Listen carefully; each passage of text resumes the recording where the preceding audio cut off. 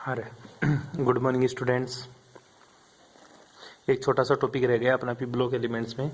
क्या नाम से रह गया? नाइट्रोजन के ऑक्जी एसिड्स। ठीक है, तो नाम क्या था बेटा जी उसका? Oxy acids of nitrogen.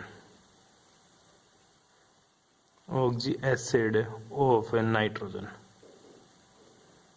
ठीक है, ऑक्जी एसिड नाइट्रोजन के कौन कौन से ऑक्जी एसिड है? हिंदी में हम इसको ये बोलते हैं नाइट्रोजन के ऑक्जी एसिड। ठीक है, पहले तो ये देखना है कि तेरे को नाइट्रोजन के ऑक्जी एसिड कौन कौन से नाइट्रोजन के ऑक्जी एसिड्स होते हैं। देख ले बेटा, सबसे पहला जो नाइट्रोजन का ऑक्जी एसिड होता है वो होता है तेरा H2N2O2।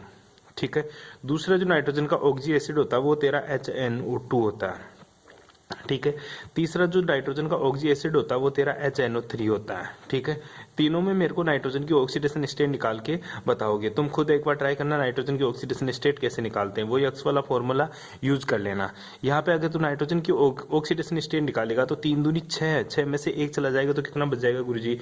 यहाँ पे नाइट्रोजन की जो ऑक्सीडेशन स्टेट आएगी वो +7 आएगी। कितनी आएगी नाइट्रोजन की ऑक्सीडेशन स्टेट है? अरे 3 दूनी 6, 6 में से 1 गया तो कितना बच गया? +5। ठीक है, कितनी ऑक्सीडेशन स्टेट? +5। यहाँ पे ऑक्सीडेशन स्टेट की बात करता हूँ। यहाँ पे नाइट्रोजन की ऑक्सीडेशन स्टेट कितनी आएगी? 2 दूनी 4, 4 में से 1 गया तो +3। ठीक है, यहाँ पे नाइट्रोजन की ऑक्सीडेशन स्टेट काउंट करेगा तो कितनी आएगी? देखिएगा एक बार, नाइट्रोजन 2 है। ठीक है, 4, 4 में से 2 गया तो 2 बच गया और 1 में कितना जाएगा? +1। ठीक है, तो नाइट्रोजन की 3 ऑक्सीडेशन स्टेट आपको देखने को मिल रही है। ये नाइट्रोजन की 3 ऑक्सी एसिड्स है। ये नाइट्रोजन की क्या है? Oxy acid. ऑक्सी एसिड का मतलब होता है जिसमें ऑक्सीजन इंक्लूड हो नाइट्रोजन के साथ है। ठीक है, तो देखिएगा बेटा जी एक बार के लिए, जो नाइट्रोजन के जिसमें +5 ऑक्सीडेशन स्टेट होता है उसको क्या बोलते हैं? पढ़े, नाइट्रिक अम्ल। क्या बोलेगा उसको तू? नाइट्रिक अम्ल, नाइट्रिक एसिड। ठीक है, इसी तरह जिसमें नाइट्रोजन की ऑक्सीडेशन स्टेट +3 होती है उसको बोलते हैं अपन नाइट्रस एसिड। कौन सा एसिड है? नाइट्रस एसिड, नाइट्रस अम्ल। ठीक है, इसी प्रकार जिसमें नाइट्रोजन की ऑक्सीडेशन स्टेट +1 होती है उसको क्या बोलेंगे? उसको बोलेंगे गुरुजी हम hypo nitrous acid, hypo nitrous acid. ठीक है, ध्यान दीजिएगा इस चीज के बारे में, बस आपको ऑक्सीडेशन स्टेट के बारे में ध्यान रखना। अपने जो चैप्टर में है वो है तेरा नाइट्रिक एसिड। कौन सा एसिड? Nitric acid. ये अपने काम का है। ठीक है, जो नाइट्रिक एसिड है बेटा जी, ठीक है, इसकी बात करेंगे अपन, इस नाइट्रिक एसिड की। इसका प्रिपरेशन कैसे करेंगे नाइट्रिक एसिड की, ये मिलता कैसे है, इसकी ऑक्सीडेशन स्टेट क्या है और कहां से ये अपन को मिलेगा। ध्यान दीजिएगा एक बार। सबसे पहले नाइट्रिक एसिड की बात करें तो इस नाइट्रिक एसिड का फॉर्मूला होता है गुरुजी HNO3, जिसमें जो नाइट्रोजन होता है उसकी ऑक्सीडेशन स्टेट होती है +5। क्या होती है? +5। नाइट्रोजन की ऑक्सीडेशन स्टेट क्या होगी इसमें? +5 होती है। ठीक है, और ये नाइट्रोजन के जितने भी ऑक्सी एसिड है उनमें सबसे ज्यादा स्टेबल होता है। ठीक है, नाइट्रोजन के जितने भी ऑक्सी एसिड्स होते हैं उनमें सबसे ज्यादा स्टेबल और सबसे ज्यादा यूजफुल यही होता है, इसलिए अपन इसका अध्ययन करते हैं। ठीक है, अब बात करते हैं इसकी प्रिपरेशन मेथड। ठीक है, प्रिपरेशन मेथड। प्रिपरेशन मेथड मतलब गुरुजी इसको बनाने की विधियां या विरचन की विधियां। इसको कैसे बनाते हैं? सबसे पहले अपन इसको लेबोरेटरी में कैसे बनाते हैं, मतलब प्रयोगशाला में। ठीक है, प्रयोगशालाओं में इसको कैसे बनाते हैं, मतलब इसको लेबोरेटरी में गुरुजी मैं कैसे बनाऊंगा नाइट्रिक एसिड को। ठीक है, नाइट्रिक एसिड को लेबोरेटरी में बनाने के लिए तेरे को क्या लेना है? एक तेरे को कांच का मतलब ग्लास रिटोर्ट लेना। क्या लेना पड़ेगा? सबसे पहले तेरे को गुरुजी मेरे को एक ग्लास रिटोर्ट लेना पड़ेगा। ठीक है, जिसको भभका बोलते हैं हिंदी में। क्या बोलेंगे? भभका। ठीक है, ग्लास रिटोर्ड लेते हैं। ग्लास रिटोर्ड के अंदर अपन ये रिएक्शन करवाते हैं भाई। ठीक है, किसके अंदर रिएक्शन कराएंगे गुरुजी? ग्लास रिटोर्ड के अंदर रिएक्शन कराएंगे। किस किस की रिएक्शन करवाएगा? ग्लास रिटोर्ड के अंदर तेरे को हीट करना होता है, या तो तू KNO3 ले ले, ठीक है, या KNO3 की जगह तू ले सकता है NaNO3, या तो पोटेशियम नाइट्रेट ले ले या तेरा सोडियम नाइट्रेट ले ले। इन दोनों की रिएक्शन किससे करवा दे? इन दोनों की रिएक्शन करवानी है बेटा तेरे को कंसंट्रेट H2SO4 के साथ। किसके साथ रिएक्शन करवानी है? कंसंट्रेट H2SO4 के साथ। जो H2SO4 है ये मेरा कंसंट्रेट है। ठीक है, इसके साथ जैसे ही रिएक्शन करवाएगा किसके अंदर? ग्लास रिटोर्ट के अंदर। ठीक है, हीट करना इसको। क्या करेगा तू? हीट करेगा। जैसे तू इसको हीट करता है तो मेरा क्या फॉर्म होगा?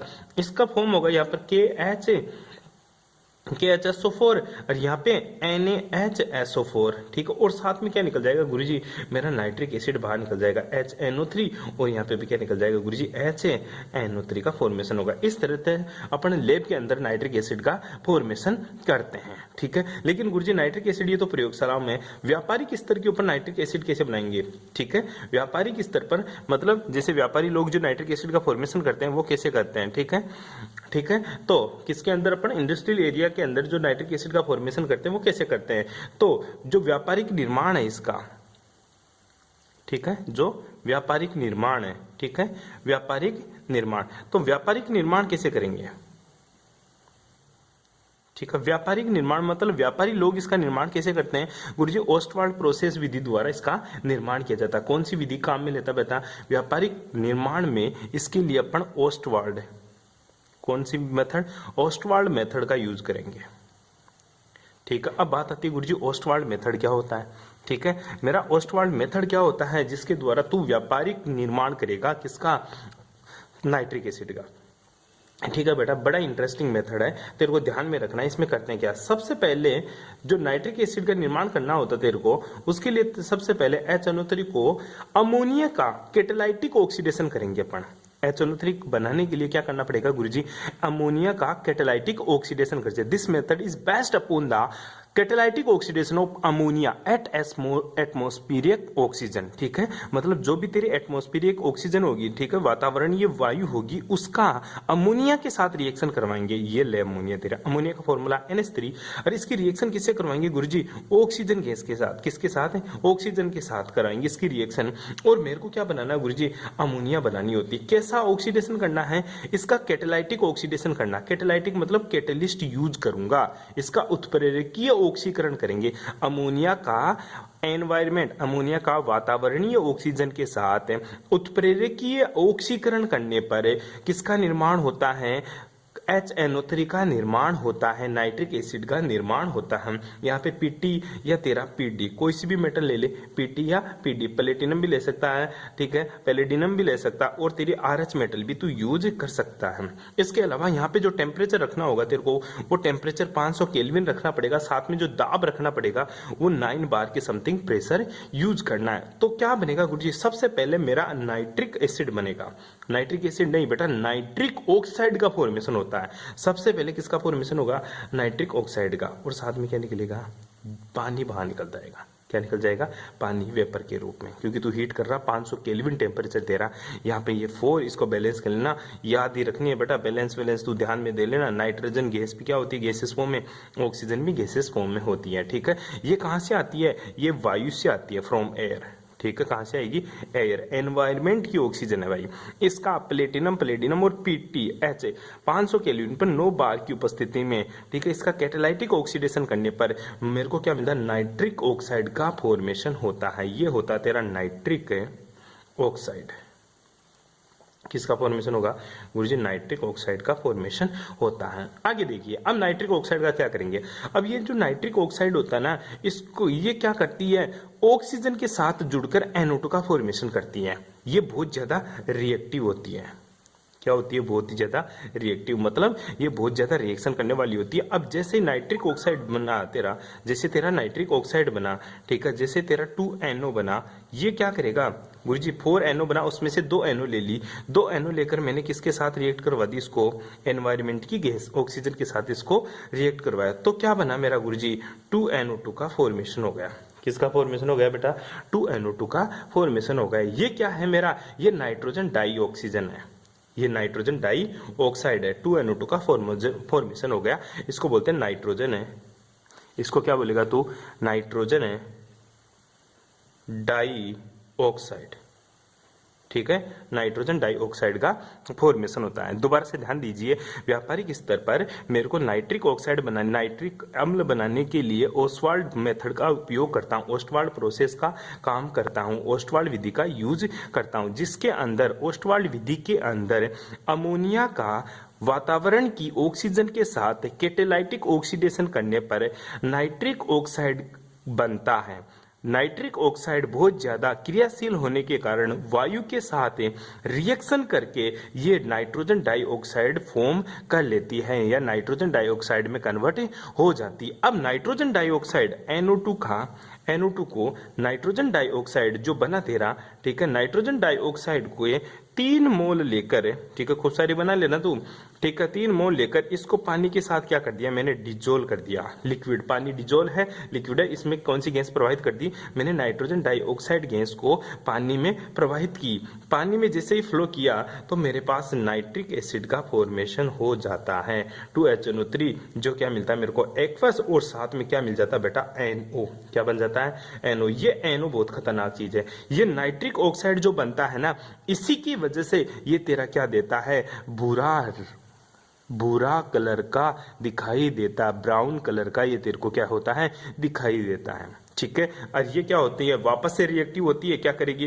वापस से ऑक्सीजन से रिएक्ट होगी, NO2 बनाएगी, नाइट्रोजन डाइऑक्साइड बनाएगी, नाइट्रोजन डाइऑक्साइड वापस से जल के साथ अभिक्रिया करेगा, वो नाइट्रिक अम्ल का निर्माण कर लेगा। छोटी सी बात बताइए तेरे को, कोई प्रॉब्लम ही नहीं है। इस तरह से तेरा नाइट्रिक एसिड फॉर्म हो जाता है, किस विधि द्वारा, ओस्टवाल्ड विधि के द्वारा। कोई प्रॉब्लम बेटा, ठीक है। कभी कभी पूछ लेता है कि इसमें हीट कितनी रिलीज होती है। ध्यान देना बेटा, जब ये H6H2 बनता है तब यहाँ पे जो हीट रिलीज होती है ना, वो रिलीज होती है माइनस का 82.9 किलो जूल, ठीक है, 82.9 किलो जूल हीट तेरी रिलीज होती है बेटा जी, कोई दिक्कत यहाँ तक है।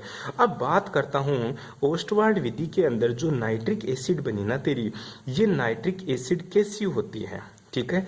ये जो नाइट्रिक एसिड बनी ना तेरी HNO3, ये कितनी परसेंटेज तक कंसंट्रेट होती है गुरुजी, ये 68%, मतलब 68% तक क्या होती है, कंसंट्रेट होती है, मतलब सांद्रित होती है। मतलब कह क्या सकता हूं, इसमें 68% तो तेरी नाइट्रिक एसिड है, बाकी का पानी है, बाकी का क्या है, पानी है। अब मैं चाहता हूं इसको और ज्यादा कंसंट्रेट करूं, ठीक है। तो बेटा जो नाइट्रिक एसिड है तेरी, इसको ज्यादा कंसंट्रेट करने के लिए इसमें क्या डाल देते हैं गुरुजी, नाइट्रिक एसिड को और ज्यादा कंसंट्रेट करने के लिए इसको H2SO4 के साथ निर्जलीकृत किया जाता है। समझ बेटा, बहुत इंटरेस्टिंग बात है। मेरे पास जो नाइट्रिक एसिड बनी, किसके फलस्वरूप 3NO प्लस ये रिएक्शन करी बेटा जी, किसके साथ, पानी के साथ, और क्या बना, ये नाइट्रोजन डाइऑक्साइड पानी के साथ जो कि लिक्विड था, और ये मेरी क्या थी, गैस थी, रिएक्शन किया तो 3HNO3 बना, 3HNO3 का फॉर्मेशन, सो 2HNO3 का फॉर्मेशन हो गया, और साथ में NO बाहर निकल गया, ठीक है। ये क्या है मेरी, ये मेरी नाइट्रिक एसिड बन गई जो लिक्विड में है, ठीक है।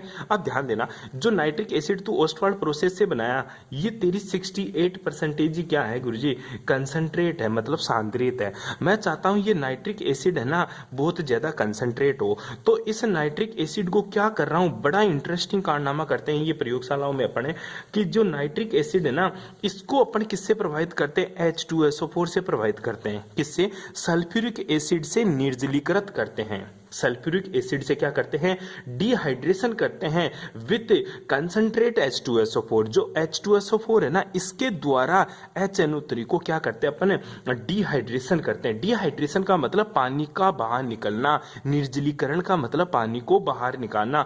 तो जो तेरी HNO3 प्राप्त होती है, ये कंसंट्रेट हो जाती है गुरुजी, कितनी परसेंटेज, 98% कंसंट्रेट हो जाती है। कितनी कंसंट्रेट हो जाती है, 98% कंसंट्रेट हो जाती है। क्वेश्चन क्या पूछता है, नाइट्रिक एसिड को 68% से 98% तक कंसंट्रेट करने के लिए क्या करते हैं। नाइट्रिक एसिड को कंसंट्रेट H2SO4 के द्वारा डिहाइड्रेशन करने पर मेरे को 98% कंसंट्रेट HNO3 प्राप्त होती है। कोई प्रॉब्लम रहे यहाँ तक है, ठीक है। ये तेरे नाइट्रिक एसिड से रिलेटेड जो प्रिपरेशन मेथड थे वो सारा काम में आ गया। अब आती है इसकी प्रॉपर्टीज, इसके गुण, ठीक है। गुणों में जो पहली प्रॉपर्टीज बात करेंगे वो बात करेंगे इसके अपन भौतिक गुण। कौन से गुणों की बात करेंगे गुरुजी, भौतिक गुण। भौतिक गुण का मतलब होता है इसकी फिजिकल प्रॉपर्टीज। कौन सी प्रॉपर्टीज, फिजिकल प्रॉपर्टीज। ध्यान देना बेटा जी, फिजिकल प्रॉपर्टीज की बात करते हैं। फिजिकल प्रॉपर्टीज मतलब ये दिखता कैसा है, इसमें कैसी स्मेल आती है, इसकी ऑर्डर कैसी होती है, ये सारी चीजें अपन को इसमें देखना होता है, ठीक है। तो ध्यान देना बेटा, जो तेरा HNO3 होता है ना, ये कलरलेस लिक्विड होता है। पहली बात है, जो नाइट्रिक एसिड होता है ये मेरा क्या होता है गुरुजी, कलरलेस लिक्विड होता है। ठीक है, कैसा लिक्विड होता है, कलरलेस लिक्विड होता है, जिसका फ्रीजिंग पॉइंट, ठीक है, जिसका फ्रीजिंग पॉइंट मतलब इसका जमाव बिंदु, ठीक है, इसका फ्रीजिंग पॉइंट या मेल्टिंग पॉइंट की बात करें तो ये होता है 331.4 केल्विन होता है, ठीक है, 231.4 केल्विन। और इसका जो बॉइलिंग पॉइंट होता है बेटा जी, इसका बॉइलिंग पॉइंट होता है 355.6 केल्विन के ऊपर ये बॉइल होना शुरू हो जाती है, ठीक है, कोई दिक्कत यहां तक, ठीक है, ये तेरे को ध्यान में रखनी है। अब देख आगे की बात बताता हूं, जो तेरा HNO3 होता है ना, इसकी स्ट्रक्चर कैसी होती है, फिजिकल प्रॉपर्टीज में बात करें तो HNO3 की गुरुजी जो होती है मेरी, इसकी स्ट्रक्चर क्या होगी, तो ध्यान देना बेटा, ये नाइट्रोजन होता है, नाइट्रोजन के साथ तेरा क्या है गुरुजी, एक तो ऑक्सीजन है, एक OH जुड़ा हुआ है, ठीक है, एक तो डबल बॉन्डेड ऑक्सीजन। नाइट्रोजन की वैलेंसी कितनी होती है गुरुजी, नाइट्रोजन की वैलेंसी 5 होती है, कितनी होती है बेटा, नाइट्रोजन की वैलेंसी 5 होती है, जिसमें ध्यान देना बेटा, एक तो डबल बॉन्डेड ऑक्सीजन जुड़ा रहता है, एक उप सह संयोजक बंध मतलब कोऑर्डिनेशन बॉन्ड के द्वारा ऑक्सीजन जुड़ा रहता है, और दूसरा क्या जुड़ा रहता है गुरुजी, OH जुड़ा रहता है। क्या जुड़ा रहता है बेटा, OH। इस जो बॉन्ड होता है इसको कोऑर्डिनेट बॉन्ड बोलते हैं, उप सह संयोजक बंध।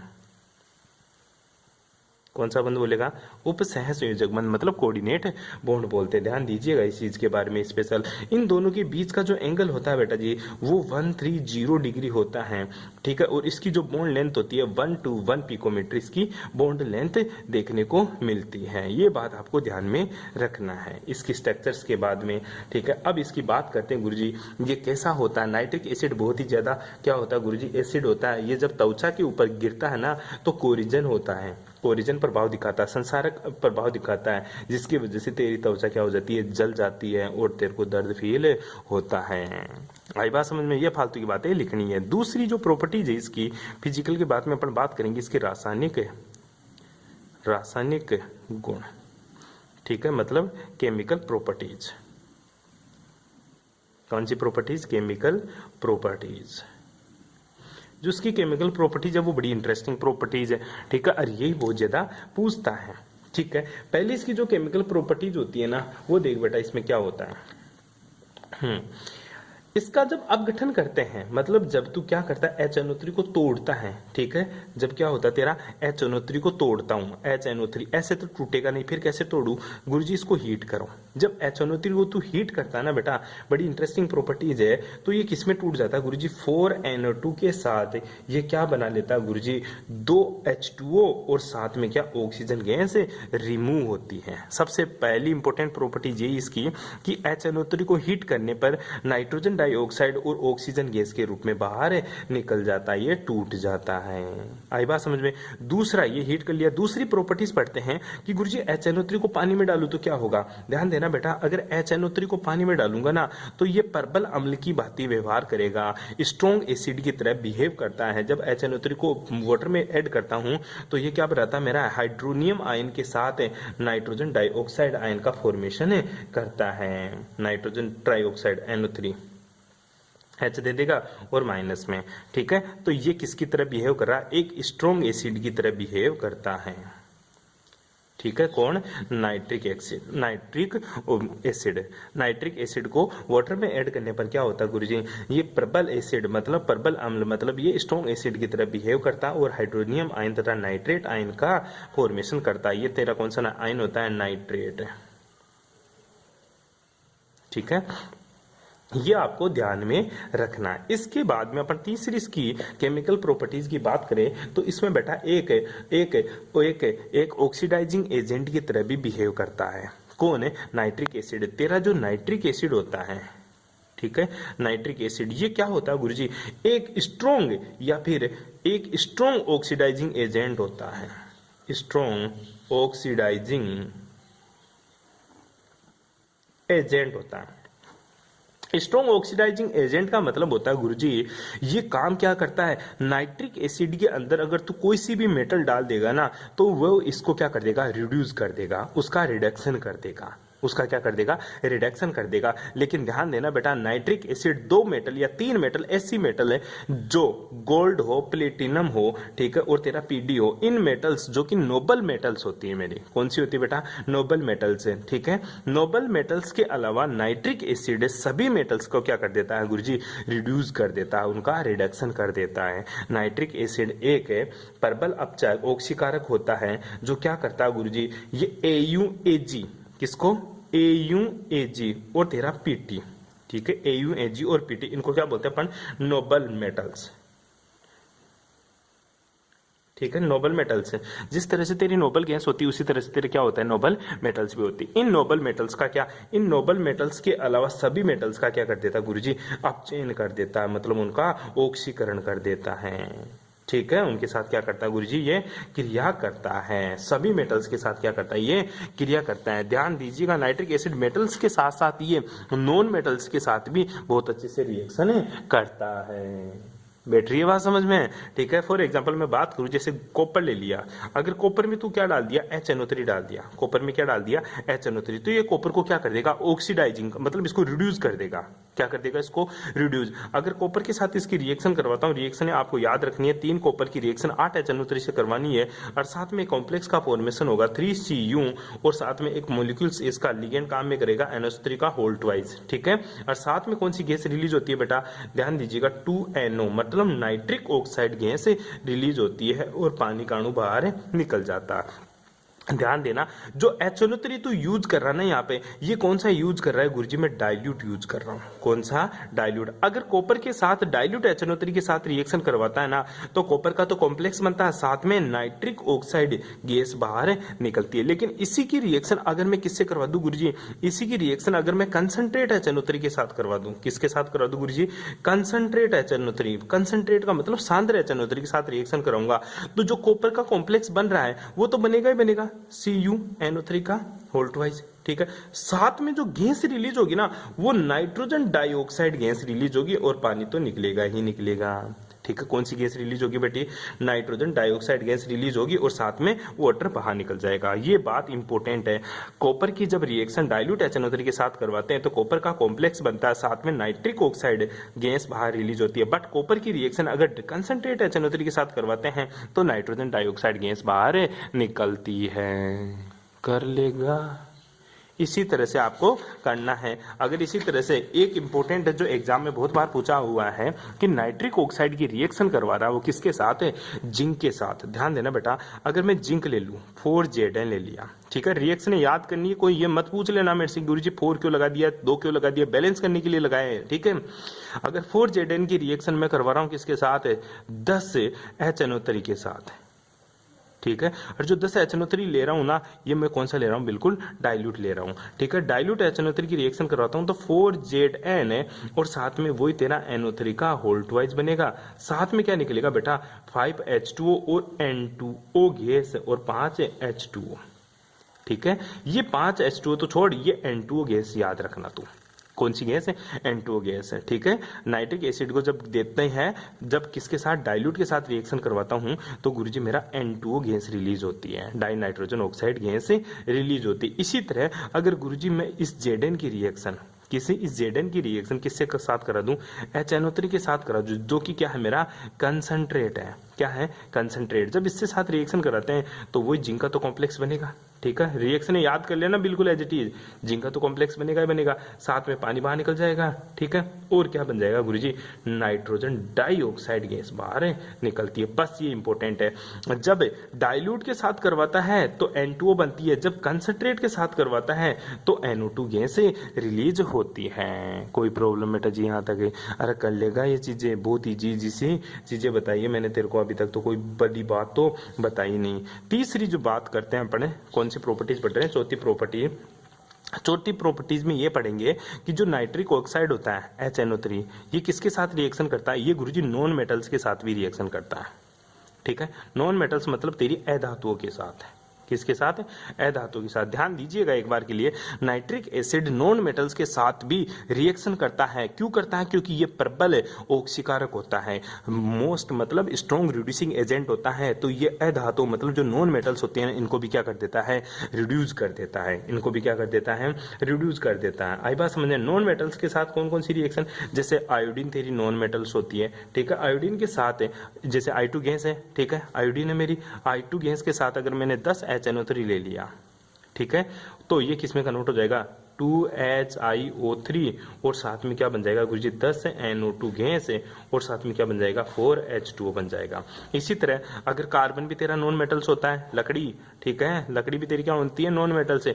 4HNO3 के साथ इसकी रिएक्शन करूंगा तो क्या बनेगा गुरुजी? मेरा CO2 गैस रिलीज होगी, साथ में क्या बन जाएगा? 2H2O पानी के बाहर निकल जाएंगे और साथ में 4NO2 बाहर निकल जाएगा। इसी तरह सल्फर 8 के साथ रिएक्शन, ध्यान दीजिएगा, सल्फर 8 क्यों यूज करते हैं? क्योंकि सल्फर का एलॉय पाया जाता है, ठीक है, एलोट्रोप्स होता है, सल्फर 8 की फॉर्म में ही हमेशा होता है। तो इसके साथ 48 HNO3 यूज करते हैं। कितने? 48 HNO3 यूज करते हैं। तो 8 तो H2SO4 बनेगा, सल्फ्यूरिक एसिड बन जाएगा, साथ में क्या बन जाएगा? 48 NO2 गैस बाहर निकल जाएगी और साथ में क्या बनेगा गुरुजी? 16 H2O के एटम बाहर निकल जाएंगे। ठीक है बेटा जी, ये चीज आपको ध्यान में रखनी है। इसी तरह अगर फास्फोरस के साथ इसकी रिएक्शन कराता हूं, ठीक है, तो क्या बन जाएगा? 20 HNO3 लेना है तेरे को, ठीक है, फास्फोरस P4 की रूम में पाया जाता है तेरा। 20 HNO3 के साथ इसकी रिएक्शन कराऊंगा तो बनेगा क्या? 4H3PO3। ध्यान देना, ये क्या है?